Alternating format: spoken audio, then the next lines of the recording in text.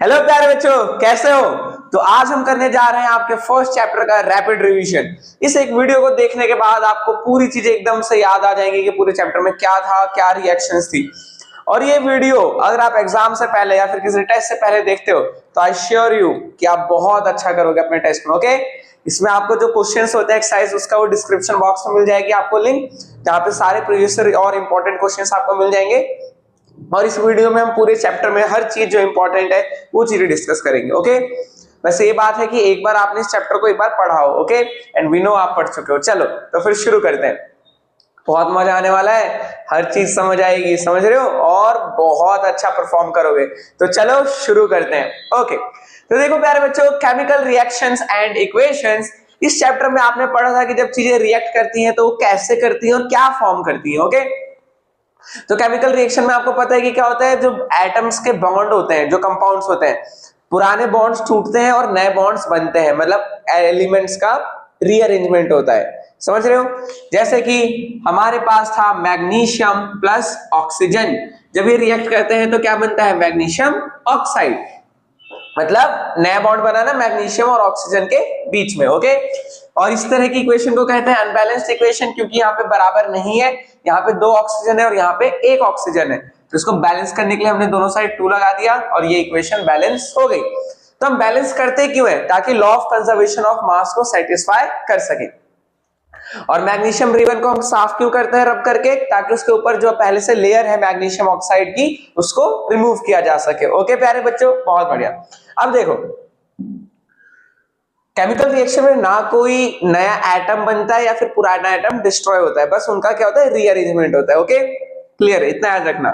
बस ये है कि इस साइड वाली चीजों को हम क्या कहते हैं, रिएक्टेंट। वो सब्सटेंसेस जो आपस में मिक्स होते हैं उनको कहते हैं रिएक्टेंट, जो हमने पहले लिए होते हैं, और जो बाद में रिजल्ट आता है, जो बन के आता है, उसे हम कहते हैं प्रोडक्ट।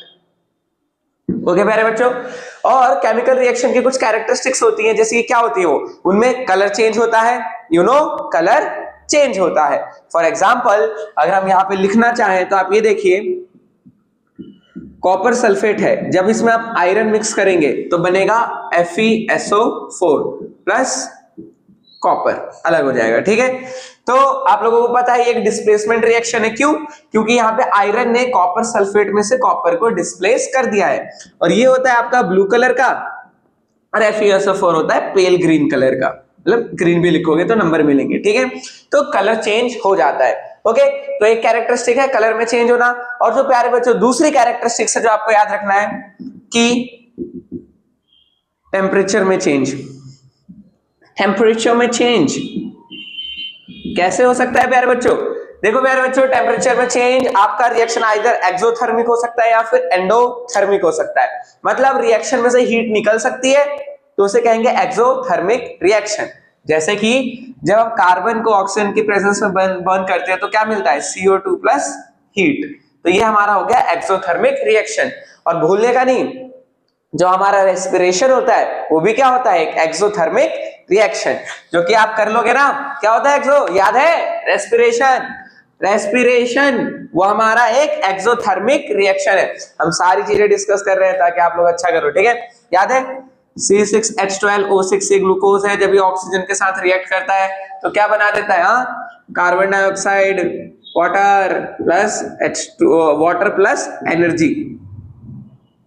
ठीक है, एनर्जी निकलती है। ओके, आप इसे बैलेंस कर लीजिएगा, it is your for you to do it. और याद है, तो ये जो रेस्पिरेशन है ये एक एक्सोथर्मिक रिएक्शन है, बट जो प्लांट्स करते हैं, क्या करते हैं प्लांट्स, फोटोसिंथेसिस। तो जो फोटोसिंथेसिस होता है प्यारे बच्चों वो होता है एंडोथर्मिक रिएक्शन। इसी रिएक्शन को उल्टा कर देना है, CO2 plus H2O energy sunlight से क्लोरोफिल की प्रेजेंस में क्या बन जाएगा, ग्लूकोज। तो फोटोसिंथेसिस एंडोथर्मिक और रेस्पिरेशन एक्सोथर्मिक। कोल को बर्न करना ये भी एक्सोथर्मिक। ओके, ध्यान रहेगा ना, बहुत बढ़िया। और एक क्वेश्चन आता है, देखो प्यारे बच्चों, जो आपका कंपोस्ट का डिकम्पोजिशन होता है, मतलब कूड़े का डिकम्पोजिशन जिसमें फूल पत्ते ये सब हो, तो ये भी एक एक्सोथर्मिक रिएक्शन होता है। क्लियर है? बढ़िया। तो टेम्परेचर में चेंज हो सकता है। ओके, अगला क्या है, स्टेट में चेंज हो सकता है। क्या स्टेट में, समझो कैसे। हाइड्रोजन आपकी गैस होती है, जब ये ऑक्सीजन के साथ मिलती है जो कि गैस होती है, और जब हम इसमें इलेक्ट्रिसिटी पास करते हैं, ओके, स्पार्क देते हैं, तो हमारा यहाँ पे बन जाता है H2O। तो ये किस स्टेट में होता है? ये हमारा लिक्विड स्टेट में होता है। किस स्टेट में? लिक्विड स्टेट में। तो प्यारे बच्चों, गैस से क्या बन गया? लिक्विड। क्लियर है ना बात? गैस से लिक्विड, यानी केमिकल रिएक्शन में स्टेट भी चेंज हो सकता है, और एक केमिकल रिएक्शन में इवोल्यूशन ऑफ गैस भी होता है। जैसे कि अगर हम लिखें, जैसे देखिए प्यारे बच्चों, अगर हम जिंक में HCl को मिक्स करें, जिंक प्लस HCl, तो बनेगा zinc chloride plus hydrogen gas. Hydrogen gas, okay. अब आप इसे बैलेंस कर लीजिएगा जल्दी से, यहां 2 लगाएंगे और हमारा ये बैलेंस हो गया। ठीक है, तो यहाँ पे देखो क्या निकला? हाइड्रोजन। हाइड्रोजन, समझ रहे हो ना? पूरा रैपिड रिवीजन, हर चीज समझ आएगी, साथ में भी चीजें चल रही हैं, देखो। और ये हमारा कौन सा रिएक्शन है? डिस्प्लेसमेंट। अभी हम टाइप ऑफ रिएक्शंस में आते हैं, तो इतना समझ गए। कैरेक्टरिस्टिक्स याद रखना, कलर में चेंज हो सकता है, गैस निकल सकती है, फिजिकल स्टेट में चेंज हो सकता है, जैसे मोमबत्ती को बर्न करते हैं तो वैक्स से CO2 और वेपर्स बन जाते हैं, ठीक है, गैस बनती है। क्लियर है बात? बहुत बढ़िया। कलर में चेंज, टेम्परेचर में चेंज, गैस बन सकती है और स्टेट में चेंज हो सकता है, ओके, रिमेंबर दिस, ओके। और सबके एक एक एग्जांपल, और डिस्क्रिप्शन बॉक्स में जल्दी जाओ, वहां पे आपको लिंक मिल जाएगी क्वेश्चंस की, ठीक है, बहुत important previous year questions, important questions, all the best. चलिए अब हम आते हैं टाइप्स ऑफ रिएक्शन पे। टाइप्स ऑफ रिएक्शन, तो देखिए प्यारे बच्चों, बहुत सिंपल से टाइप्स ऑफ रिएक्शन है आपके पास। हाँ, लेकिन 2 रिएक्शंस हैं जो मैं कहना चाहता हूं, याद रखना। एक ये थोड़ा सा पहले बता देता हूं, थर्मल डिकम्पोजिशन, ये बहुत पूछा जाता है। Thermal decomposition of ferrous sulphate and, okay, ये तो इजी सा ही है, और लेड नाइट्रेट। ठीक है, समझे? इन दोनों का तो भाई अच्छे से याद रख लेना, क्योंकि ये पक्का ही आएंगे, ओके। थर्मल डिकम्पोजिशन और एक फोटोलिटिक डिकम्पोजिशन। फोटोलिटिक डिकम्पोजिशन जो ब्लैक एंड व्हाइट फोटोग्राफी में यूज होता है, पता है ना या नहीं पता? नहीं पता तो जल्दी से पता करो। फोटोलिटिक डिकम्पोजिशन किसका? सिल्वर क्लोराइड का और सिल्वर ब्रोमाइड का। क्लियर है बात? बहुत बढ़िया। अब देखिए प्यारे बच्चों, अब हम चलते हैं टाइप्स ऑफ रिएक्शन। ये महा इंपॉर्टेंट है इसलिए बताया। और एक और, electrolysis of water. Electrolysis of water, कि जब पानी में जाएगा बिजली, इलेक्ट्रिसिटी, तो क्या मिलेगा हमें? क्या मिलेगा? हाइड्रोजन और ऑक्सीजन। अब आपका टास्क है कौन सा एनोड पे बनेगा, कौन सा कैथोड में, बता दूं? मेरा टाइम नहीं है, चलो जानो। हाइड्रोजन मिलेगा आपको कैथोड पे और ऑक्सीजन मिलेगा एनोड पे। अब भैया एनोड कैथोड है क्या? देखो बेटियों, जो बैटरी का जो इलेक्ट्रोड होता है, जो पॉजिटिव इलेक्ट्रोड होता है उसे कहते हैं एनोड, और जो बैटरी का नेगेटिव इलेक्ट्रोड होता है उसे हम कहते हैं कैथोड, ओके। और याद रखना, इसको बैलेंस कर लेते हैं हम, तो यहाँ पे ये बनेगा, हाइड्रोजन का वॉल्यूम डबल होगा और ऑक्सीजन का वॉल्यूम 1 पार्ट होगा और हाइड्रोजन 2 पार्ट होगा, समझ गए? इसलिए ज्यादा गैस हाइड्रोजन पे निकलती है, पॉजिटिव नेगेटिव इलेक्ट्रोड कैथोड पे, और वहां पे कम। ये क्वेश्चन भी आता है बहुत ज्यादा, ओके, बहुत बढ़िया। तो चलिए, ये तो कुछ ये चीज है वो जो महा इंपॉर्टेंट है जो बोली, इनको तो देख के ही जाना, ओके, महा इंपॉर्टेंट। और जिससे पहले रेस्पिरेशन और फोटोसिंथेसिस बताया था, ओके। चलो अब देखो प्यारे बच्चों, नेक्स्ट टाइप्स ऑफ रिएक्शन। पहले आपके पास कॉम्बिनेशन रिएक्शन। कॉम्बिनेशन रिएक्शन, तो प्यारे बच्चों कॉम्बिनेशन रिएक्शंस में क्या होता है?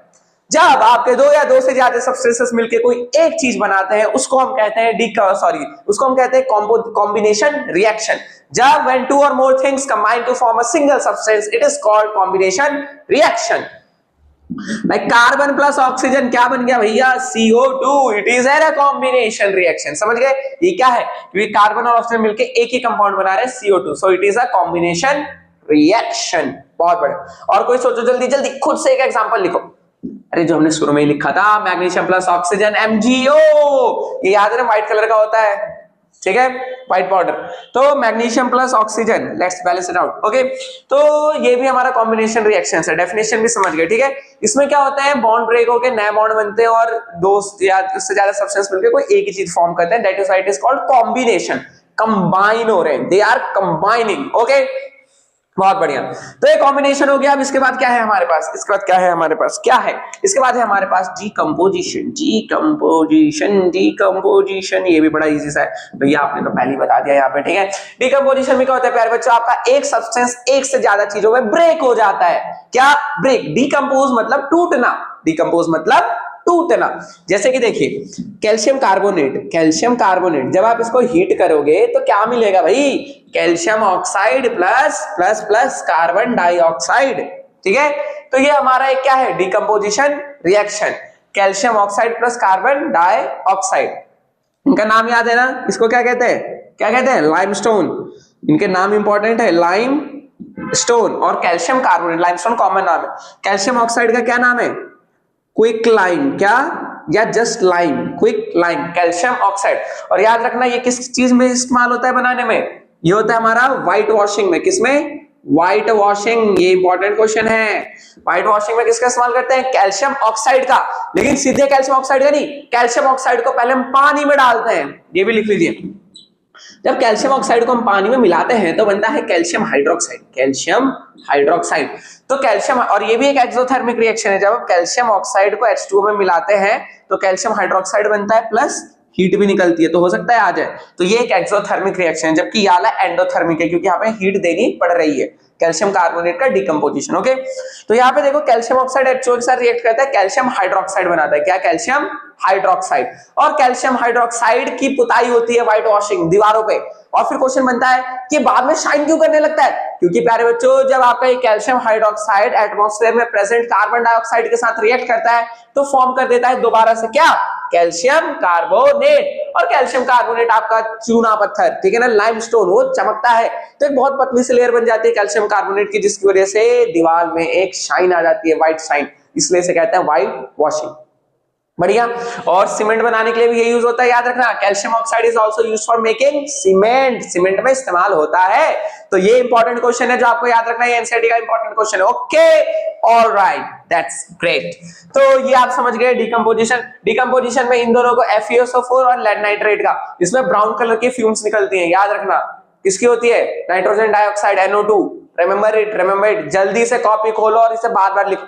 मैं इसलिए लिख रहा हूं ताकि आप इसे खुद से बार बार लिखो और प्रैक्टिस कर लो। और वही फेरस सल्फेट का थर्मल डिकम्पोजिशन, यहाँ पे निकलता है सल्फर डाइऑक्साइड और सल्फर ट्राइऑक्साइड, जिसकी स्मेल कैसी होती है, बहुत गंदी होती है, बर्निंग सल्फर की तरह। तो हम स्मेल से पता लगा सकते हैं। ओके, क्लियर है बात, बहुत बढ़िया। तो अब देखो डिकम्पोजिशन रिएक्शंस में टाइप हो जाते हैं अलग अलग, जिनके आपको सारे टाइप ध्यान रखने हैं। डिकम्पोजिशन रिएक्शन में 3 टाइप है, एक तो है थर्मल डिकम्पोजिशन जो अभी हमने आपको दिखाया कैल्शियम कार्बोनेट का, दूसरा है इलेक्ट्रोलाइटिक डिकम्पोजिशन, इलेक्ट्रोलाइटिक यानी जिसमें हम देखो थर्मल में हीट, जो एनर्जी हम देते हैं ब्रेक करने के लिए बॉन्ड्स को डिकम्पोज करने के लिए, होता है हीट फॉर्म में। इलेक्ट्रोलाइटिक में क्या होता है, जो एनर्जी हम देते हैं वो होता है इलेक्ट्रिसिटी की फॉर्म में, यही ये जो हमने यहाँ लिखा है इलेक्ट्रोलिसिस ऑफ वाटर, ठीक है, ये कहते हैं इलेक्ट्रोलाइटिक डिकम्पोजिशन का सबसे परफेक्ट एग्जांपल है। और फिर third photolytic decomposition, photolytic decomposition, photolytic decomposition, photolytic decomposition, decomposition, decomposition. तो प्यारे बच्चों फोटोलिटिक डिकम्पोजिशन में क्या होता है, देखिए इसमें हम एनर्जी देते हैं but in the form of heat, in the form of light, क्योंकि फोटो है ना, फोटो मतलब खींच मेरी फोटो, फोटो समझ रहे हो, तो फोटो में क्या होता है, फ्लैश जलती है, लाइट निकलती है। तो इसको डेफिनेशन भी लिखना है, the decomposition reaction in which the heat is given in the form of light is called photolytic decomposition. Okay, अब इसमें क्या है, इसका यूज होता है ब्लैक एंड व्हाइट फोटोग्राफी में, किसका, सिल्वर क्लोराइड और सिल्वर ब्रोमाइड का। क्या था भाई, AgCl में जब पड़ती है सनलाइट, जब पड़ती है सनलाइट तो क्या बन जाता है, Ag प्लस Cl2, Cl2 ये गैस होता है और ये आपका सॉलिड फॉर्म में वहां पे बन जाता है। इसका कलर क्या होता है, ग्रेइश व्हाइट, क्या क्या, ग्रेइश व्हाइट, याद रखना, ठीक है। सेम फॉर AgBr, AgBr में Ag प्लस Br2 बन जाता है, अलग होता है सिल्वर ब्रोमाइड, ठीक है। तो ये बहुत ही इंपॉर्टेंट है, अब पक्का इन्हीं में से आएगा और आप लोग कर लोगे, I know you are very smart प्यारे बच्चों, वेरी वेरी स्मार्ट। ओके, चलिए डिकम्पोजिशन के बाद आते हैं हम अपना डिस्प्लेसमेंट रिएक्शन, किस पे, displacement, displacement, displacement, displacement, displacement, displacement, displacement, displacement, displacement. Okay, we are here, displacement, जिम जिम जिम जिम जिम, डिस्प्लेसमेंट रिएक्शन। Displacement reaction. तो देखिए प्यारे बच्चों, डिस्प्लेसमेंट रिएक्शन में क्या होता है, एक highly reactive metal displaces the less reactive metal from its compound. जो ज्यादा पावरफुल है उसने वीक को वहां से खिसका दिया, भाई निकलो यहां से, जो आपको बताया था। कॉपर सल्फेट आयरन क्या बन जाता है, FeSO4 प्लस कॉपर। ओके, तो वही क्वेश्चन होता है कि हम जब अगर हम आयरन नेल्स को कॉपर सल्फेट के सॉल्यूशन में डालेंगे तो क्या ऑब्जर्व करेंगे, हम ये ऑब्जर्व करेंगे कि जो सॉल्यूशन का कलर है वो ब्लू से ग्रीनिश की तरफ जाएगा और आयरन नेल्स मतलब जो कीले हैं उनके ऊपर हमें कॉपर की लेयर डिपॉजिट मिलेगी। ये रिएक्शन हमने क्लास में आप सभी को कराया है। तो ये देखो प्यारे बच्चों, अगर आप इसे देख पा रहे हो, ये हमारी कील है, नॉर्मली आपको पता है काले कलर की होती है, बट ये यहाँ पे आपको दिख रहा होगा कि ये ब्राउन कलर की है। अगर मैं इस बैकग्राउंड में दिखाऊं तो आप ज्यादा अच्छे से देख पाओगे, ठीक है ना। हाँ, तो इसके ऊपर क्या है, कॉपर की डिपॉजिट हो चुकी है जो हमने रिएक्शन करा था उस वजह से। ओके, बहुत बढ़िया। तो हमें ये दिखेगा कलर ग्रीन हो जाएगा, ब्लू से ग्रीन हो जाएगा, कॉपर की लेयर बन जाएगी आयरन नेल्स के ऊपर। बहुत बढ़िया, बहुत बढ़िया। लेकिन उल्टा रिएक्शन नहीं होगा, कभी मिल जाए भाई FeSO4 प्लस कॉपर तो नो रिएक्शन। क्यों? क्योंकि copper is less reactive than iron, copper is less reactive than iron. बहुत बढ़िया, बहुत बढ़िया, वेरी वेरी गुड। इसके और एग्जांपल्स ढूंढो जल्दी से, जल्दी से फाइंड द मोर एग्जांपल्स। अगर वही कॉपर सल्फेट के साथ जिंक रिएक्ट करेगा तो ये भी रिप्लेस कर देगा भाई, क्योंकि zinc is still more powerful, zinc sulphate plus copper. Okay, बढ़िया है ना, बहुत बढ़िया। ओके, बहुत बढ़िया। तो चलिए, ये है हमारा डिस्प्लेसमेंट रिएक्शन। यहाँ क्या होता है, a more reactive metal displaces the less reactive metal from its compound. याद रखना डेफिनेशन। Okay okay okay. अब आता है आपके पास डबल डिस्प्लेसमेंट रिएक्शन, जो बच्चों का दिमाग उड़ा देता है, बट आप लोगों का नहीं, क्योंकि आप हमसे पढ़ चुके हो। ठीक है भैया, ठीक है बच्चों, यू नो आप किससे पढ़ रहे हो। ठीक है, जोश के साथ पढ़ोगे, बहुत अच्छा करोगे। चलो, आपके अमन भैया है आपके साथ हमेशा। तो क्या है, हम किसकी बात कर रहे हैं, double displacement reaction. Double displacement, double displacement, double displacement reaction. इसमें क्या होता है प्यारे बच्चों, इसमें अच्छे से लिखना है, in double displacement reaction the exchange of ions takes place. exchange of ions takes place between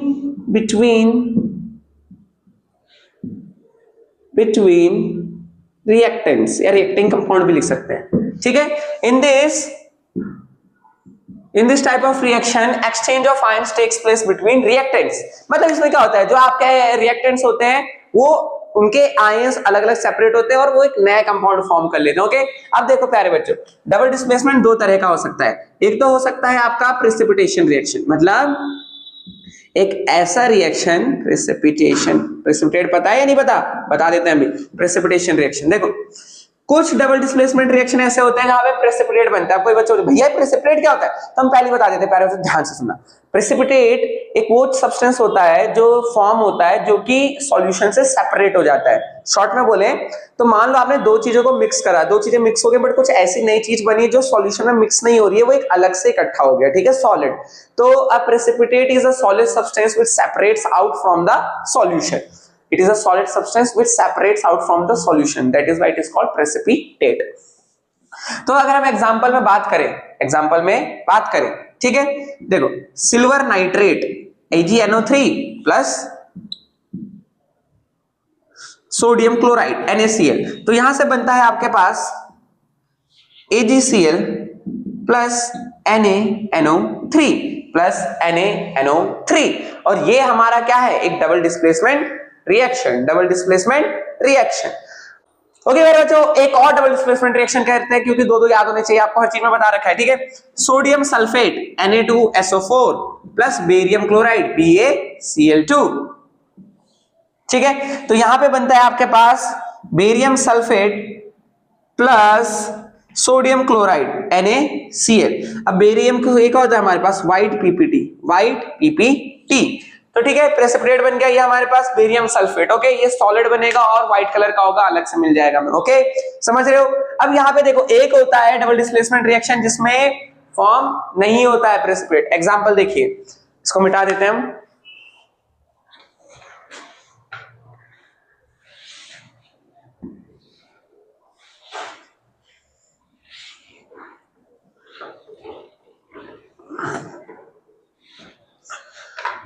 हाँ, तो देखिए मेरे बच्चों, हम क्या बोल रहे थे, जैसे कि आपके पास है NaOH, NaOH ये होता है हमारा बेस, इसमें मिला दिया हमने HCl, that is our acid.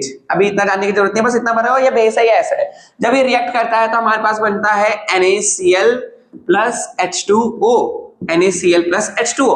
अब आपको पता है नमक क्या होता है, नमक पानी में सॉल्युबल होता है, तो यहाँ पे प्रेसिपिटेट नहीं बनता, बट है ये double displacement reaction. It is a double displacement reaction, but here no precipitate is formed। इसका एक अपना स्पेशल नाम होता है, याद कर लो, बाकी बच्चों से आगे भी तो नहीं रहा है। Neutralisation reaction, neutralisation reaction, neutralisation reaction, क्योंकि भाई एसिड और बेस आपस में मिलके न्यूट्रल हो जाते हैं, ठीक है। Okay, that's why it is called neutralisation reaction. ये भी एक डबल डिस्प्लेसमेंट रिएक्शन है, बट यहाँ पे कोई प्रेसिपिटेट फॉर्म नहीं हुआ, जबकि इससे पहले वाले में प्रेसिपिटेट फॉर्म हो रहे थे। ओके, चलिए चलिए चलिए चलिए चलिए चलते हैं एक कदम आगे। अब आपके पास बचा है final, that is oxidation and reduction. Oxidation reaction and reduction reaction दोनों पढ़ेंगे मजे में। ऑक्सीडेशन एंड रिडक्शन, देखो प्यारे बच्चों, बहुत सिंपल सा कंसेप्ट है। किसी चीज में ऑक्सीजन जोड़ा, ऑक्सीडेशन। किसी चीज से हाइड्रोजन निकाला, ऑक्सीडेशन। किसी चीज में ऑक्सीजन, अगर किसी चीज में से ऑक्सीजन निकाला तो रिडक्शन, और हाइड्रोजन डाला तो ऑक्सीडेशन। चलो समझते हैं। हाइड्रोजन एडेड क्या बन जाएगा, रिडक्शन, क्योंकि हाइड्रोजन जोड़ा है, ठीक है। ऑक्सीजन रिमूव, अगर किसी चीज में से ऑक्सीजन हटाते हैं तो भी रिडक्शन। अब इसी का उल्टा भाई, अगर हाइड्रोजन रिमूव कर दिया, अगर हाइड्रोजन निकाला, अगर हाइड्रोजन निकाला तो क्या हो जाएगा, ऑक्सीडेशन। ऑक्सीडेशन साफ सीधी भाषा। अगर किसी चीज में ऑक्सीजन डाला, ऑक्सीजन एडेड, तो बन जाएगा ऑक्सीडेशन। बहुत बढ़िया, बड़ा सिंपल सा है भैया, क्यों बता रहे हो, ये हमें पता है, बहुत बच्चों को नहीं पता, ठीक है। चलो क्लियर रखना, बच्चे कंफ्यूज हो जाते हैं, ओके। और फिर आता है एजेंट, वो ऑक्सीडाइजिंग एजेंट कौन है और रिड्यूसिंग एजेंट कौन है, सिंपल सा बताया था। देखो, जो चीज ऑक्सीजन देती है, जो देता है, वो ऑक्सीडाइजिंग एजेंट होता है। अब भाई देने वाले में से खुद में क्या हो रहा है, उसका तो ऑक्सीजन रिमूव हो रहा है ना, तो जिसमें से ऑक्सीजन रिमूव हो उसे कहते हैं ऑक्सीडाइजिंग एजेंट। ऑक्सीडाइजिंग एजेंट, भाई एजेंट वो होते हैं ना जो दूसरों का काम करते हैं। भाई देखो, LIC एजेंट क्या अपनी पॉलिसी खोलता है क्या, दूसरों की पॉलिसी खोलता है, हाँ समझे। तो उसी तरह से ऑक्सीडाइजिंग एजेंट खुद को ऑक्सीडाइज नहीं करेगा, वो दूसरों को ऑक्सीडाइज करेगा, that is why it is called oxidising agent. अब दूसरे को ऑक्सीडाइज करने के दो तरीके हैं, या तो भाई वो ऑक्सीजन देगा या उसमें से हाइड्रोजन लेगा, मतलब कहानी यही है, ठीक है, ठीक है, समझ गए, समझ गए। तो यहां पे देखो, अगर कोई चीज किसी में से हाइड्रोजन हटा रही है तो वो भी ऑक्सीडाइजिंग एजेंट होगी, और कोई चीज किसी में ऑक्सीजन डाल रही है तो ऑक्सीडाइजिंग एजेंट होगी। और इसी का उल्टा कर दो, किसके लिए, रिड्यूसिंग एजेंट के लिए। बात समझ गए। रिड्यूसिंग एजेंट कौन होगा, जो दूसरे को रिड्यूस करेगा, खुद नहीं, जो दूसरे को करेगा, मतलब वो दूसरे में से ऑक्सीजन खींचेगा। ऑक्सीडाइजिंग एजेंट ऑक्सीजन दे रहा है, रिड्यूसिंग एजेंट खुद खींच रहा है, दे दे भाई मेरे को ऑक्सीजन, ठीक है। तो रिड्यूसिंग एजेंट है, वो दूसरे को रिड्यूस करे, बट खुद क्या हो जाएगा, ऑक्सीडाइज। खुद क्या हो जाएगा, ऑक्सीडाइज। टॉपर टॉपर क्यों है, खुद तो पढ़ रहा है, दूसरों को पढ़ने नहीं दे रहा है, समझ गए। खुद तो पढ़ रहा है, बाकियों को डाउन कर रहा है, तो यू बेटर की संभल के चलो, क्लियर है बात। वो रिड्यूसिंग एजेंट है, खुद तो ऑक्सीडाइज हो रहा है बट आप लोगों को रिड्यूस कर रहा है, तो बी वेयर। ओके, चलिए समझ गए बात को। बहुत सिंपल सा, बहुत सिंपल सा एग्जांपल देखो, जैसे कि पहले हम इसे रिमूव करते हैं यहां से।